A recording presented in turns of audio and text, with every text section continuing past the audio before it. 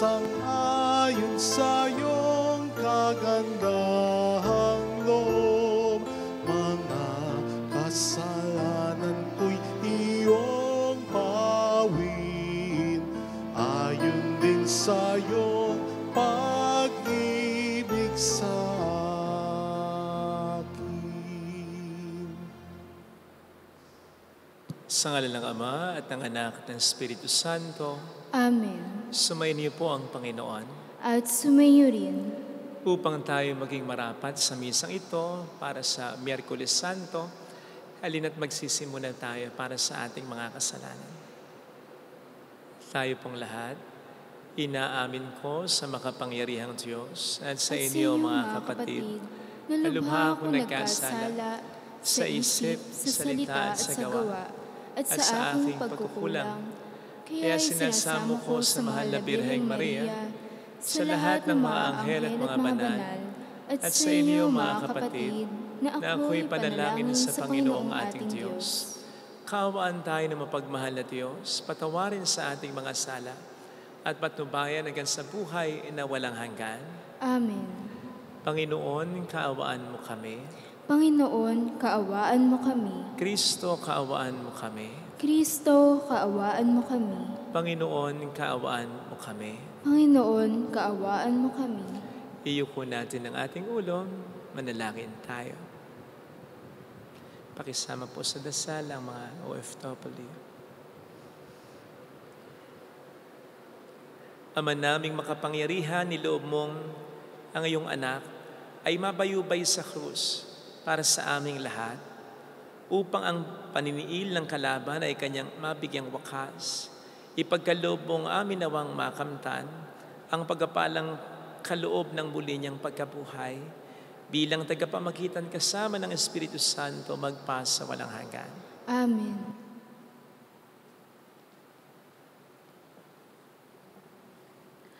Ang salita ng Diyos mula sa aklat ni Propeta Isaias. Ang makapangyarihang Panginoon ang nagturo sa akin ng sasabihin ko para tulungan ang mahihina.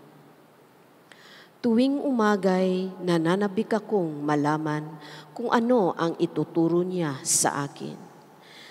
Binigyan niya ako ng pangunawa. Hindi ako naghimagsik ni tumalikod sa Kanya. Hindi ako tumutol nang bugbugin nila ako. Hindi ako kumibo nang ako'y kanilang insultuhin. Pinabayaan ko silang bunutin ang buhok ko't balbas. Gayon din nang lurhan nila ako sa mukha.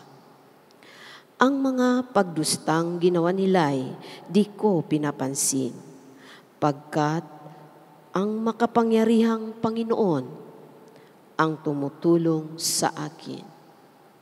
Handa akong magtiis, pagkat aking batid na ang sarili ko'y di mapapahiya.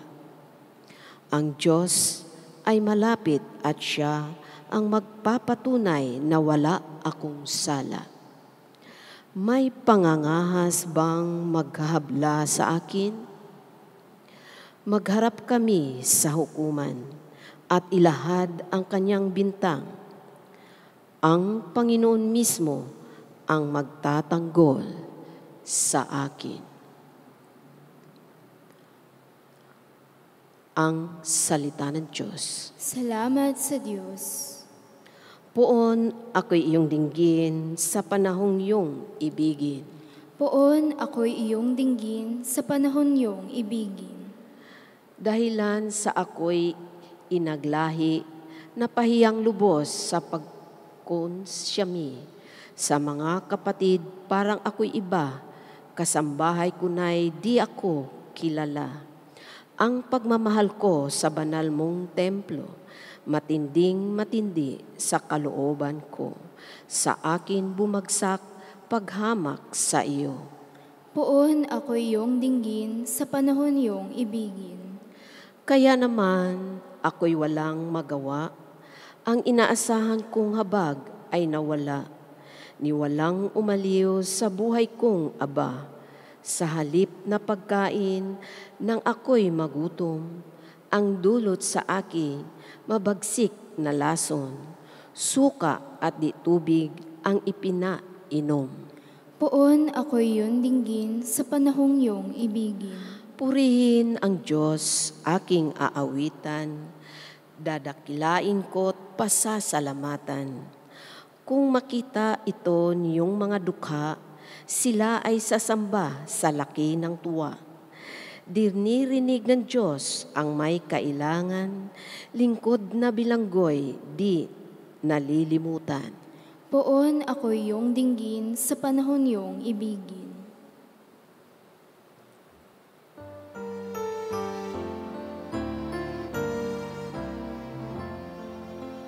Di ba't sadyang may kapwang sarili, dapat ay nagpagsisilbi at mamangha, ligaya'y dadalisay, pag sa kapabuhay mo ay naalay.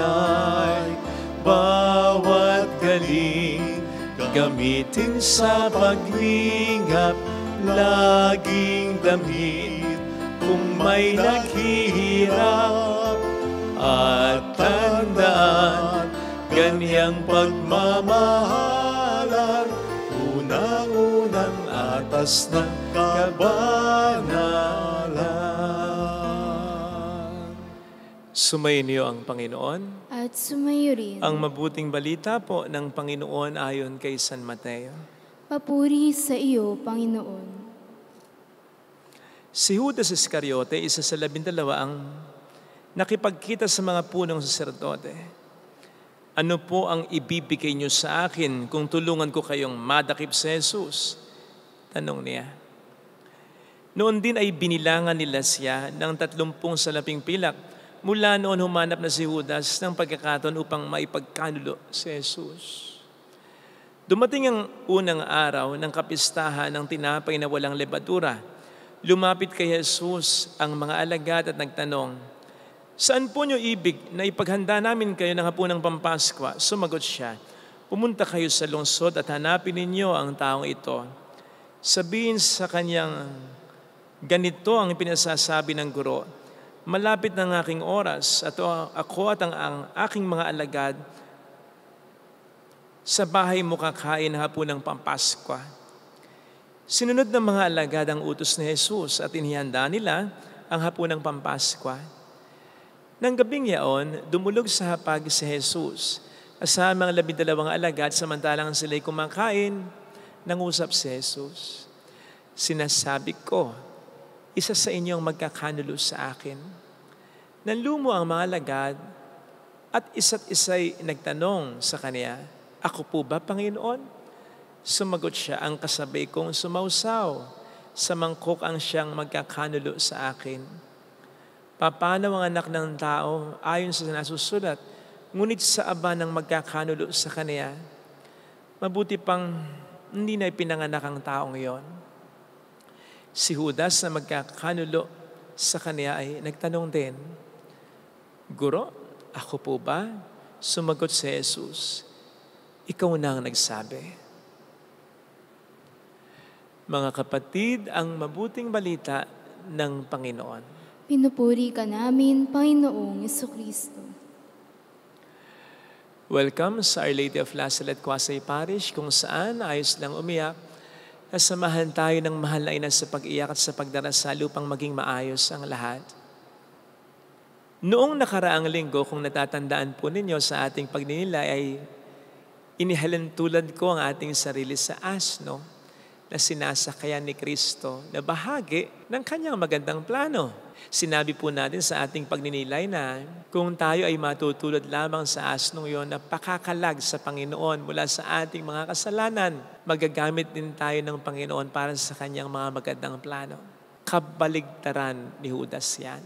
Sapagkat si Judas, mula simula hanggang wakas, hindi nagpakalag kay Jesus mula sa kanyang kasalanan. Kaya hindi rin si Judas naging bahagi ng plano ni Kristo. Hindi lang para sa kaligtasan niya, kundi para na rin sa kaligtasan ng mundo. Sipin po ninyo, 3 taon niyang kasama si Kristo. Kasama niya ang Panginoon. Yun palang napakalaking privilege na. Napakalaking grasya na. Narinig niya ang mga aral na hindi pa narinig ng iba. Nakita niya ang mga kabalaghang, noon lang din nila nakita. Nasaksihan ni Judas kasama ng ibang mga alagad ang kapangyarihan ng salita at gawaan niya. Bukod pa dito, tulad ng ibang mga alagad, si Judas ay binigyan din ni Kristo ng kapangyarihan sa pangangaral ng mabuting balita, sa pagpapagaling ng mga may sakit, sa pagpapalaya sa mga demonyo. At ang lahat ng mga bagay na ito ay bumago sa mga disipulo ni Kristo. Liban sa kanya, liban kay Judas. Kaya si Judas itong very stubborn na asno na hindi nagpakalag mula sa kanyang mga kasalanan, hindi nagpakalag kay Kristo. Alam po ninyo, naniniwala ako na may maganda ring plano ang Panginoon para kay Judas. Yes, nasasaad na siya ang magkakanulo kay Kristo, pero hindi nakadepende sa kanya ang magiging kamatayan ni Kristo. Matutuloy at matutuloy ang kamatayan ng Panginoon kahit wala si Judas, kahit di magtaksil si Judas. So para sa akin, tinawag ng Panginoon si Judas dahil kahit pa paano binibigyan niya ng tsansang magbago upang maging bahagi ng kanyang magandang plano ng kaligtasan sa mundong ito. Magaling kasi si Judas smart siya. Isipin po ninyo, yun lang hindi nalalaman ng mga ibang alagad na lagi niyang kasama na nagnanakaw na pala siya mula sa kaban ng pera nila. Natatandaan niyo naman po siguro yung Ebanghelyo kahapon na nagbibigay na ng malulupit na clues ang Panginoon na magpipinpoint kay Judas. Pero hindi pa rin nila alam, magpasa hanggang ngayon, na si Judas ang tinutukoy ng Panginoon. Di ba? Napaka-clever niya. Sipin mo, lagi mong kasama. 11 kayo, hindi mo nakita. Hindi mo nahalata na mukha na talagang pera si Judas. Nag-iisa lang naman siya. Kaya sa palagay ko, matalino, clever, magaling, smart si Judas. Pwede talagang gamitin ng Panginoon na maging bahagi ng kanyang magandang plano sa mundong ito. Kaya siguro, kahit alam ng Panginoon na sa una pa man ay magkakasala siya, kahit alam din ng Panginoon na sa una pa lang ay may issue na siya sa pera, hindi pa rin sinabi ng Panginoon sa ibang mga alagad. Hindi siya sinira ni Kristo sa ibang mga disipulo.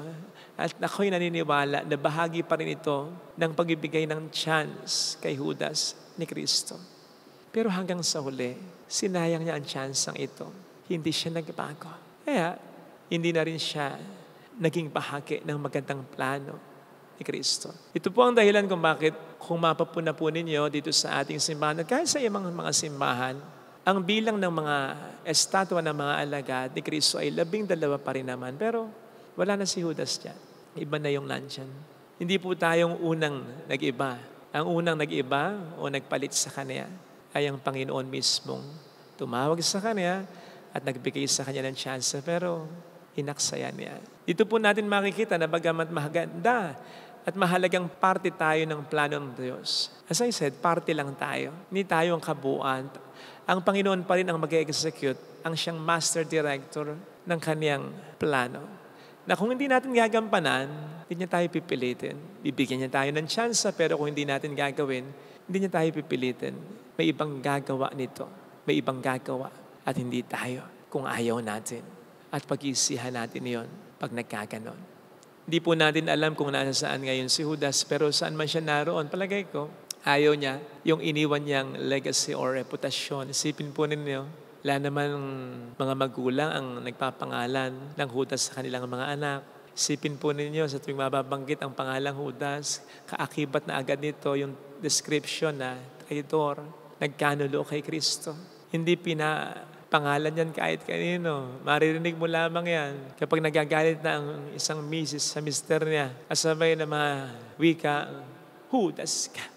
Yung kapag pinag-aaralan o napagninilayan ang buhay ni Judas, ay walang makitang magandang aral, kundi yung aral lamang na hindi siya dapat tularan. Something na pwedeng na-avoid sana dahil naniniwala nga rin po ako na may magandang plano ang Diyos sa kanya, pero he blew it out. Inayawan niya tinanggihan niya kaya ibinigay sa iba. Sayang, di ba? Meron po akong kilala na lalaki dati na iniwan niya ang kanyang asawa at ang kanyang mga anak na maliliit pa para sumama lamang siya sa kaluguyo niya. Sa awa naman po ng Diyos ay naitaguyod ng mag-isa ng kanyang misis ang mga anak nila with the support ng mga biyanan niya o ng mga magulang ng misis niya. Kasi hindi talaga siya sumuporta eh. Hindi nakapagtataka na sa bawat graduation ang umaakyat daw sa stage ay yung misis niya at ang mga biyanan niya. At nung ikasal ko yung isang anak niyang babae, amang imbitado siya pero hindi minarapat ng kanyang anak na ang maghatid ay siya. Ang naghatid o ginusto ng kanyang anak na maghatid ay ang ex-wife niya at ang mga biyanan niya. Hindi mo naman masisisi, di ba? Sapagkat for the longest time ay wala din naman siya. Buti nga at inimbita siya. Eventually, iniwalayan din siya ng kalaguyo niya. Sumama rin ito sa iba. Sige nga, sa palagay po ba ninyo, ngayon masaya siya? Hindi kaya naisip niya na dapat siya ang dahilan o isa sa mga dahilan kung bakit napagtapos sa mga anak niya? Hindi kaya naisip niya na sana siya ang naghatid sa ikinasal na anak niya? Hindi kaya ngayon naisip niya na hindi dapat siya naghudas sa asawa niya? Hindi siya dapat naghudas na ipinagpalit niya ang tunay na mahalaga? Hindi kaya ngayon naisip niya na dapat ay kumpleto pa ang kanyang pamilya at siyang haliki nila? Naisip kaya niya ngayon na kapag nawala siya, ano kaya ang alaalang iiwan niya sa kanyang pamilya dahil sa ginawa niya? Mga kapatid, tama pong sinabi ko noong nakaraang linggo na kailangan tayo ng Panginoon. Pero tandaan po natin na kailangan niya tayo na sense na tayo talaga ang may kailangan sa Kanya. Na wala kasi tayong magagawa, sabi nga po niya, kung tayo hiwalay sa Kanya. May mangyayari lang maganda sa buhay natin at may mangyayari lang ding maganda sa buhay ng iba sa pamamagitan natin kung tayo nakakonekta sa Kanya. Kung tulad nung sinasabi natin sa pagninilay natin nung nakaraang linggo, tulad nung astro, ay pakakalag tayo kay Kristo mula sa ating mga kasalanan upang tayo magamit niya para sa Kanyang banal na kalooban. Doon lamang po kasi tayo magiging masaya, promise. Doon lang. At doon lamang tayo makapag-iiwan balang araw ng mga magagandang legacy o alaala. Kaya sana mga kapatid, sa misang ito ay hilingin natin ang biyayang yon na tayo ay paakay sa Panginoon upang ang iwanan nating legacy at reputasyon ay hindi yung naging legacy o reputasyon ni Judas, kundi yung kahit papaano yung may hawig sa legacy at reputasyon ng ating Panginoon. At mangyayari nga lang po yan kung tulad niya ay paakay tayo sa banal na kalooban ng Ama. Amen. Lagay natin ang ating kanang kamay sa tapat ng ating puso.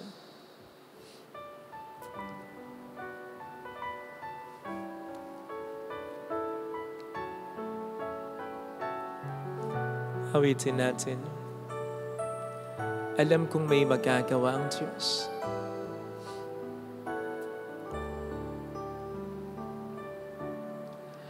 Alam kong may magagawa ang Diyos. Alam kong may magagawa ang Diyos. Walang imposible sa Kanya. Kung ako'y magtatapat, sa Kanya'y maglilingkod, alam kong may magagawa ang Diyos.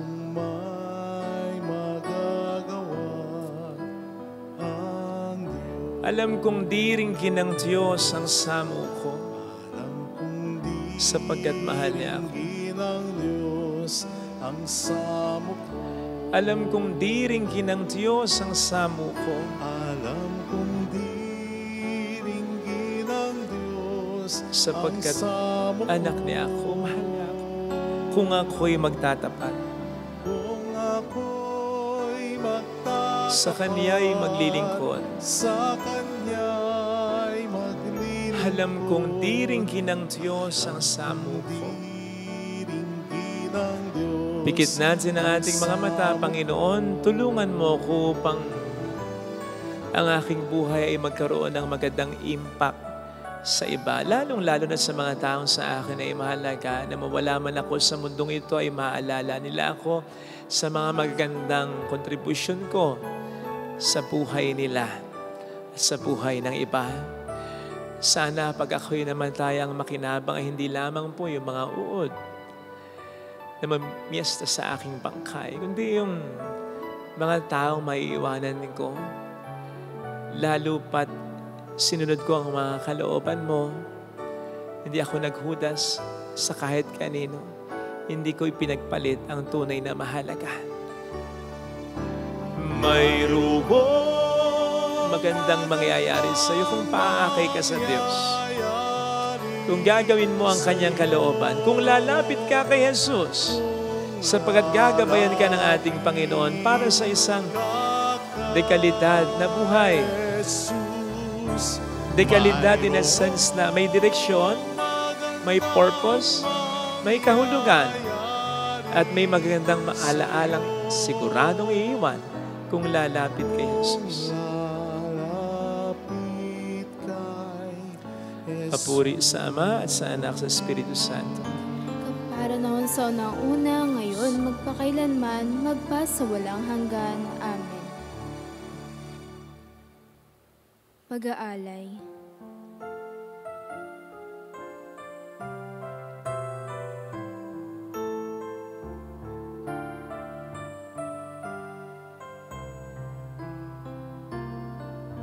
Mula sa iyo ang handog na ito, muli ay handog ko sa iyo. At bayan mo, pag-ari ang lahat, ayon sa kalooban mo. Kunin mo, Diyos, at tanggapin mo ang alak at tinapay na handog ng pag-ibig sa gisag naming bayan mo.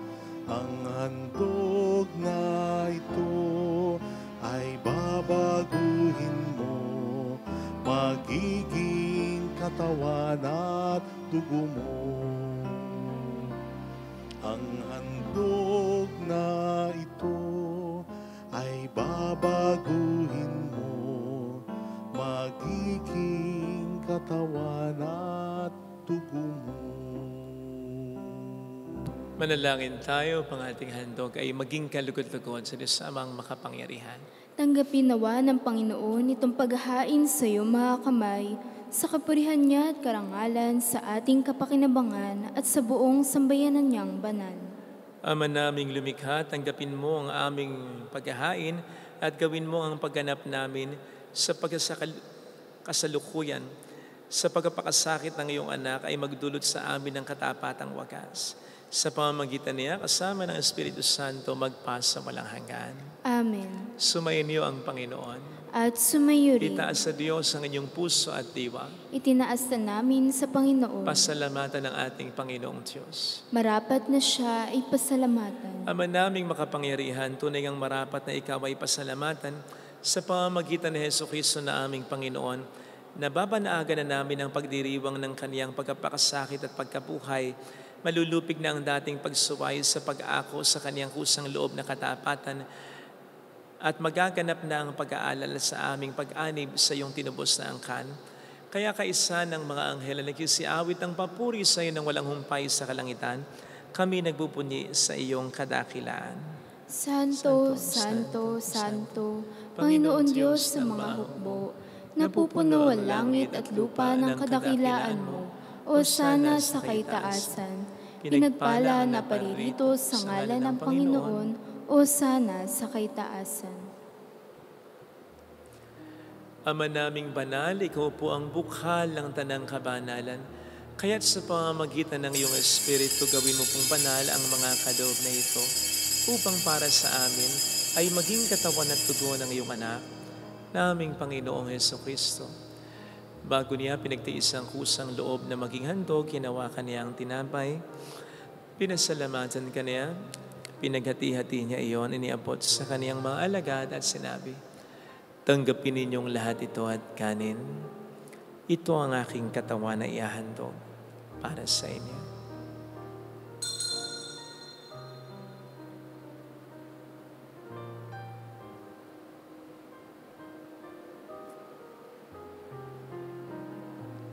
Gayun din naman ang matapos ng hapunan, nanawakan niya ang kalis. Muli kaniyang pinasalamatan, niabot niya ang kalis sa kaniyang mga alagad at sinabi, tanggapin ninyong lahat ito at inumin. Ito ang kalis ng aking dugo ng bago't walang hanggang dipan. Ang aking dugo na ibubuhos para sa inyo at para sa lahat sa ikapagpatawad ng mga kasalanan. Gawin niyo ito sa pag-alala sa akin.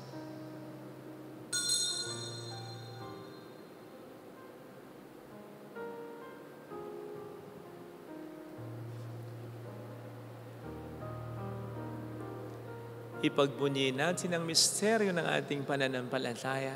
Si Kristo'y namatay, si Kristo'y nabuhay, si Kristo'y babalik sa wakas ng panahon. Ama, ginagawa namin ngayon ang pag-alaala sa pagkamatay at muling pagkabuhay ng iyong anak, kaya inialay namin sa iyo ang tinapay ng buhay at ang kalis ng kaligtasan. Kami nagpapasalamat dahil kami iyong minarapat at tumayo sa harap mo para maglingkod sa iyo. Sinasamo namin kami na magsasalo sa katawan at dugo ni Kristo ay mabuklod sa pagkakaisa sa pamamagitan ng Espiritu Santo. Ama, lingapin mo ang iyong simbahang laganap sa buong daigdig. Puspusin mo kami sa pag-ibig. Kaysa ni Francisco na aming Papa, ni Janis na aming Obispo at ang Tanang Kaparian, alalahanin mo po ang mga kapatid naming nahimlay nang may pag-asang sila'y muling mabubuhay, lalo ng aming mga ipagdarasal. Saglit nating ipagdasal ang ating mga minamahal na yumao.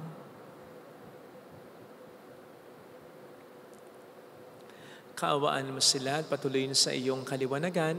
Kaawaan mo at paging tapatin kaming lahat na makasalo sa iyong buhay na walang wakas kaysa ang mahal na Birhen ng Lazaret, ang ina ng Diyos, si San Jose, ang kabiyak ng kanyang puso, lahat ng mga banal na namuhay dito sa daigdig ng kalugod-lugod sa iyo. May pagdiwang naman namin ang pagpupuri sa ikararangal mo sa pamamagitan ng iyong anak at aming Panginoong Hesukristo. Sa pamamagitan ni Kristo, kasama niya at sa Kanya, ang lahat ng parangal, papuri ay sa iyo, Diyos samang makapangyarihan, kasama ang Espiritu Santo magpa sa walang hanggan. Amen. Tumawag tayo sa ating Ama.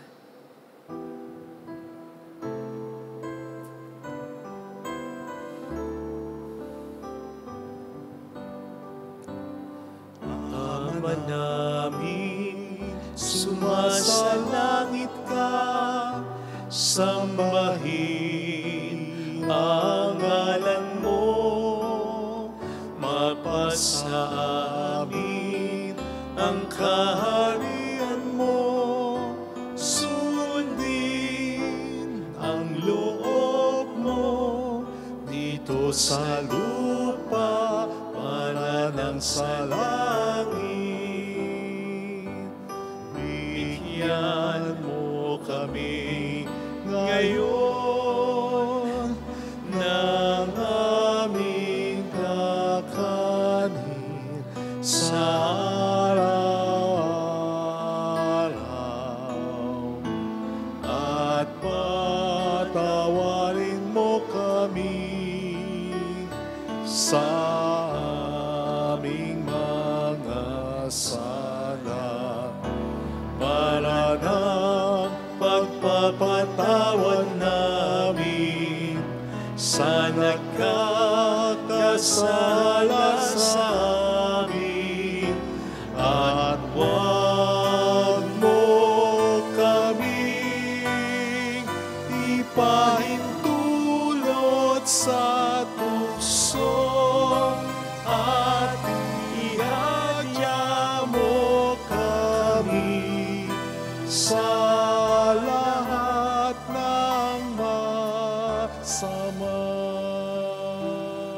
Iniling namin kami adya sa lahat ng masama, pagkalooban ng kapayapaan na araw-araw, iligtas sa kasalanan, sa kapamakan sa mga seryosong karamdaman, samantalang aming pinaghahandaan ang dakilang araw ng pagkapahayag ng tagapagligtas naming si Hesukristo.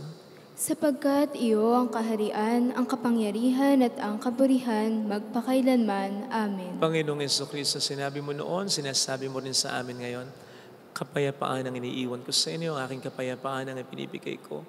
Tunghayin mo ng aming pananampalataya, wag ang aming pagkakasala. Pagkalooban mo kami ng kapayapaan at pagkakaisa sa iyong kalooban, kasama ang Espiritu Santo magpasa walang hanggan. Amen. Ang kapayapaan ng Panginoon ay sumainyo nawang lahat. At sumayo rin. Magbigayan tayo ng kapayapaan sa isa't isa. Kapayapaan po, kapayapaan. Kordero ng Diyos, Na nag-aalis sa mga kasalanan ng sanlibutan, maawa ka sa amin. Kordero ng Diyos na nag-aalis sa mga kasalanan ng sanlibutan, maawa ka sa amin. Kordero ng Diyos na nag-aalis sa mga kasalanan ng sanlibutan, ipagkaloob mo sa amin ang kapayapaan. narito sa harap natin ng Panginoon ang ating buhay at kaligtasan. Mapapalad tayong inaanyayahan. Panginoon, hindi ako karapat-dapat na magpatuloy sa iyo, ngunit sa isang salita mo lamang ay gagaling na ako.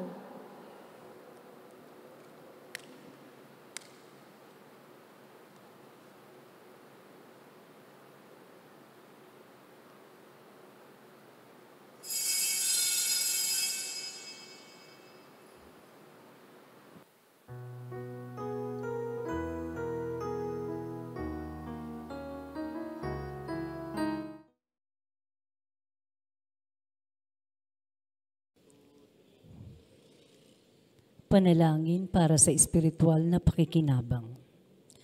Panginoong Hesus, ako ay naniniwala na ikaw ay nasa kabanal-banalang sakramento. Iniibig kita ng higit sa lahat at ninanasa kong tanggapin ka sa aking kaluluwa. Sapagkat sa mga sandaling ito, hindi kita matatanggap sa sakramento. Tumuloy ka sa espiritu sa aking puso. Niyayakap kita na parabang naririto ka na. Inaalay ko ng buong buo ang aking sarili sa iyo. Huwag mong hayaang mawalay ako sa iyo. Amen.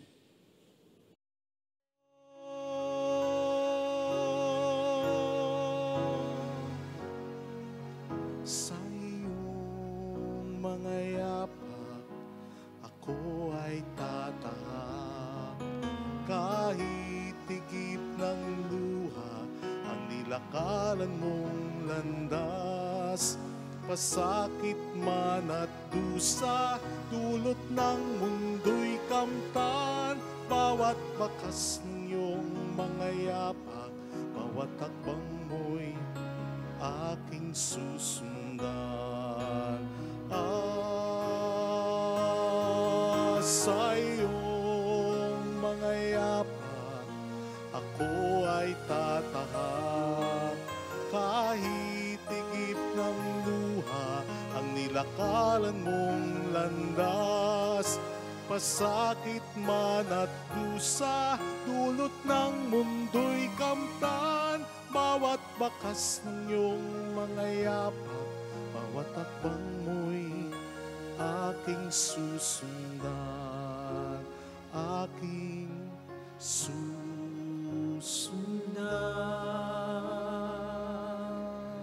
Manalangin tayo. Ama naming mapagmahal, pakundangan sa pagkamatay ng iyong anak, na sa pagdiriwang na ito ay siyang nagaganap, ipagkaloob mong kami makapanalig ng wagas sa kaloob mong sa aming buhay na walang wakas. Sa pamamagitan ni Jesucristo kasama ang Espiritu Santo magpasa walang hanggan. Amen.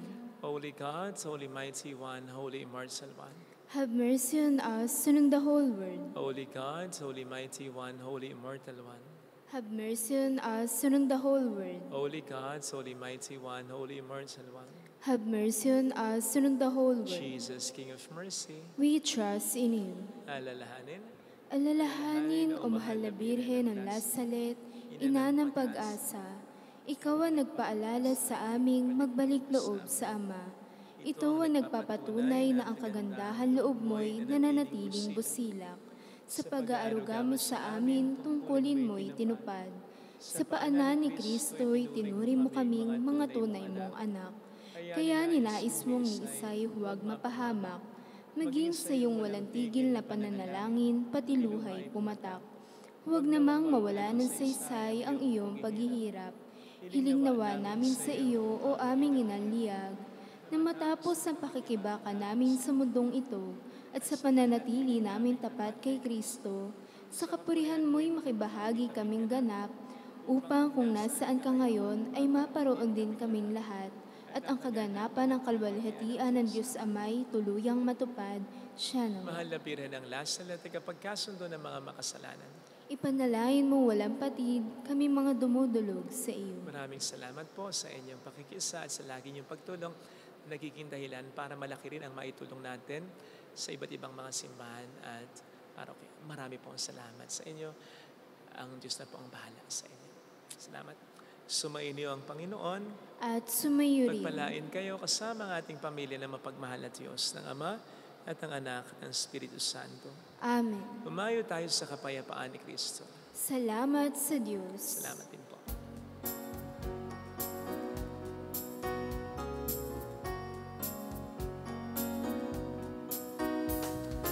On this day, O Mother of our Lord, we sing you praise for lighting up our way. Your tears did soften up the hearts of men, and they still do today. May our love for you bring comfort in your pain. On this day, O Mother of our Lord, we sing you praise for lighting up our way. Your tears did soften up the hearts of men, and they still do today. May our love for you bring comfort in your pain.